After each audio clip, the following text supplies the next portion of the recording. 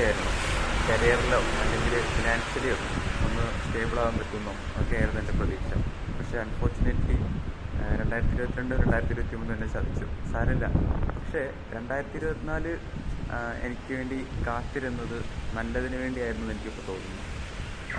കരിയറിലായാലും financially ആണെങ്കിലും ഒന്നും സംഭവിച്ചിട്ടില്ല, ഒരു മാറ്റമില്ല. 2022 എങ്ങനെയാണോ അങ്ങനെ തന്നെയാണ് ഇപ്പോഴും. പക്ഷേ എനിക്ക് കിട്ടിയ കുറച്ച് ലെസൺസ്, എനിക്ക് കിട്ടിയ കുറച്ച് അടിപൊളി സൗഹൃദങ്ങൾ എല്ലാം 2024 ഞാൻ താഴെ വീണ് പോകുമ്പോൾ നിലത്ത് തട്ടാതെ എന്നെ കൈപിടിച്ച് താങ്ങി നിർത്തുന്ന കുറച്ച് സുഹൃത്തുക്കളെ കിട്ടിയത് 2024 അപ്പോൾ 2024 മറ്റ് പല രീതികളിലും എന്നെ ഹെൽപ്പ് ചെയ്തിട്ടില്ലെങ്കിലും ഇങ്ങനെയുള്ള കുറച്ച് കാര്യങ്ങളിൽ നമ്മളെ